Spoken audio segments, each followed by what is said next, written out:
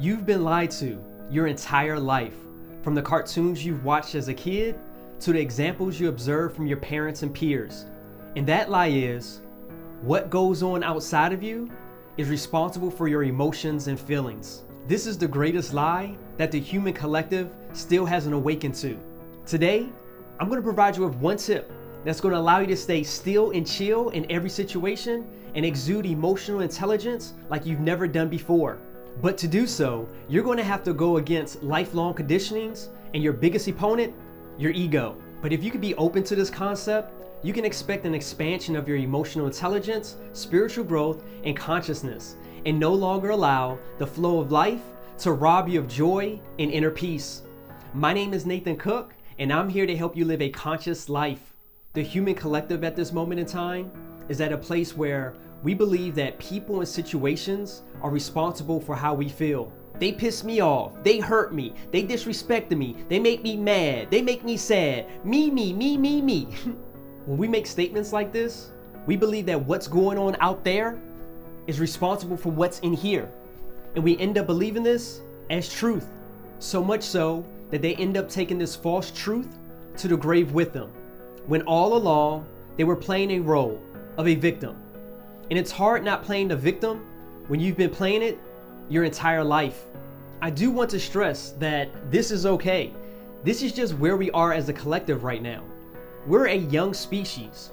We've only been here for 200,000 years compared to dinosaurs that roamed this earth for 165 million years. Our species is going to have an explosion in emotional intelligence in the future. And that expansion starts now with us. Who creates your thoughts?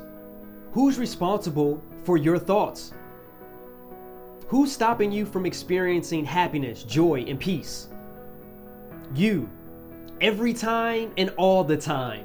How often do you get frustrated because you want or expect people to see things the way you do? And when they don't, you then want them to change. And when they don't change, you get more frustrated. No one is wrong and everyone is right. I've heard people say they're experiencing heaven on earth, and I've heard other people say earth is hell. Who's correct? They're both right, because the world doesn't exist out there.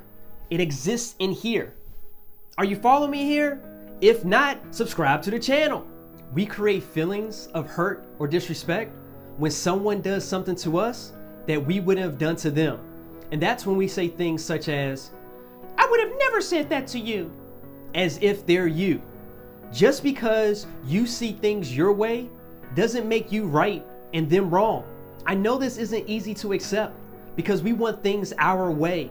But if you can fully accept 100% of the time, and not sometime, that situations and other people have nothing to do with how you feel and it's your responsibility, you will have just taken a huge quantum step forward in the development of you. The reason why taking responsibility is key, because when you do, you're telling yourself that you have control of the situation, which you do. Now, if you aren't willing to accept full responsibility for your thoughts and your feelings, and you prefer to blame others for your emotions, what you're really doing is, 1, handing your power over to someone else, and 2, you're showing that you are in control of you and something outside of you is.